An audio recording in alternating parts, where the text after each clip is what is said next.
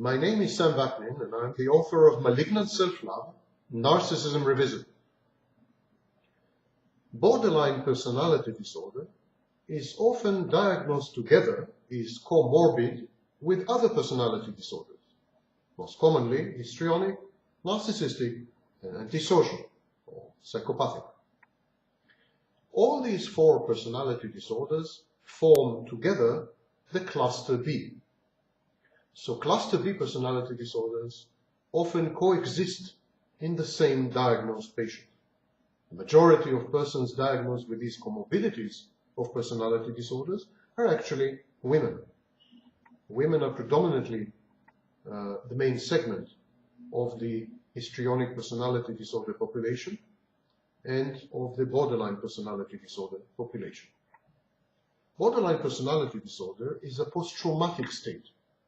It is repeatedly triggered in later life by neglect, abandonment, withholding of sex and intimacy, verbal and psychological abuse, and by life's circumstances, dangers, and chaos.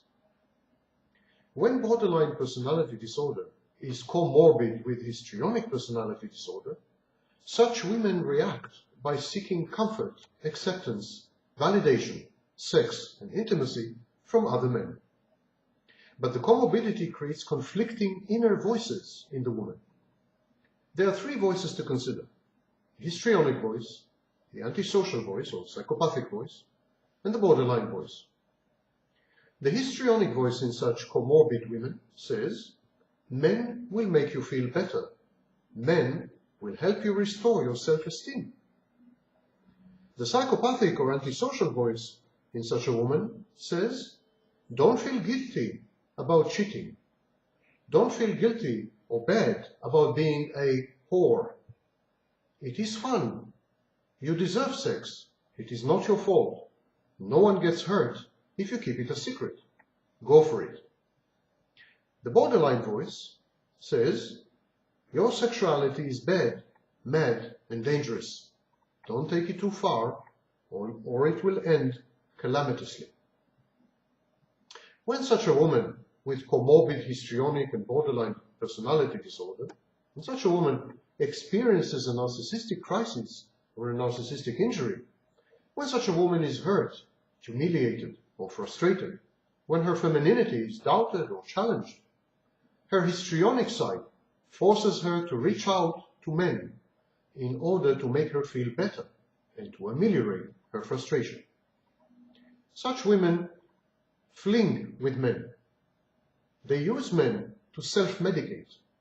Men become a kind of anti-anxiety drug. These women restore their self-esteem and self-confidence. They regulate their labile sense of self-worth by having sex or engaging in sexual acts with other men, with men.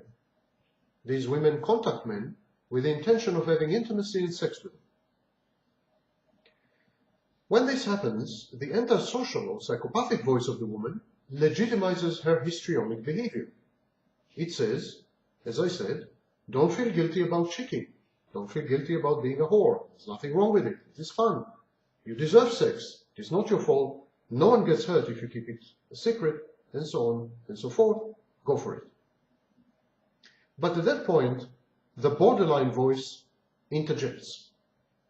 The woman's borderline aspect feels stressed and panics by the sheer prospect of imminent sex. When the woman is faced with a man's expectation to have sex with her, and when this woman is also faced with her own sexual desire, she freaks out. Sex is perceived as traumatic. These women perceive sex to be associated with pain and hurt, kind of punishment. The following negative thoughts, negative automatic thoughts, prevail in these women's minds. Sex is dirty. Men are evil, dangerous, one-track-minded. They want only sex, and then they will discard you.